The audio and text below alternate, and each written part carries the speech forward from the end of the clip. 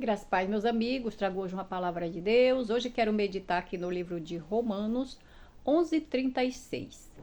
E eu quero falar um pouco sobre a grandeza de Deus.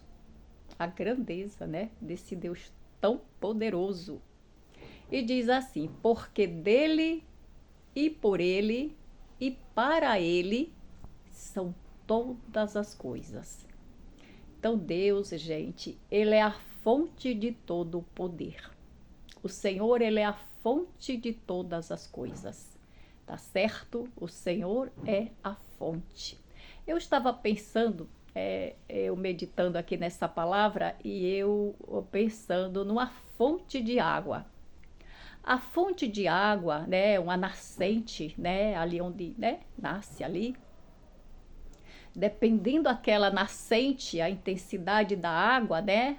Aquela fonte é tão intensa, tão, né, potente que ela jorra numa força tão grande, né, que ela abastece outras fontes. Às vezes umas fontes abastece outros rios, na verdade, tá? Abastece outros rios, porque a fonte é onde nasce, né? Ali tem uma nascente, né? E ali jorra para outros rios, então essa fonte abastece de tão intensa que ela é na quantidade de água que ela jorra. E nós vemos que o nosso Deus, olha a grandeza desse Deus. O Senhor, ele é a fonte de tudo.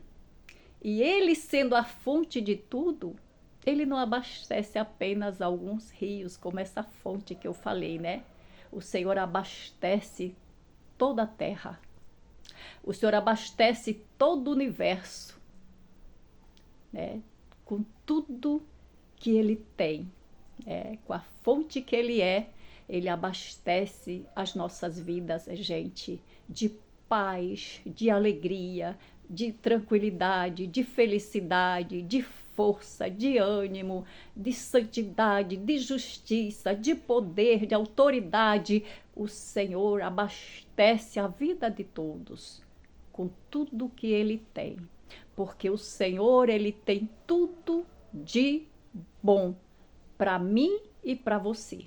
O que não é bom não vem de Deus, tá? O que não é bom para a sua vida não vem de Deus. Aquilo que te causa mal, que te deixa mal, não vem de Deus para você. A fonte é o Senhor, e dessa fonte que é o Senhor, dele não jorra nada que não seja bom.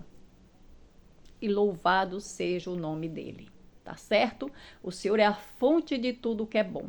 E o Senhor não abastece somente algum lugar das nossas vidas. Não. Ele abastece tudo em nós. Tá certo? Você só precisa abrir o seu coração para ele, porque o Senhor, ele tem tudo de lindo e de maravilhoso para você, tá?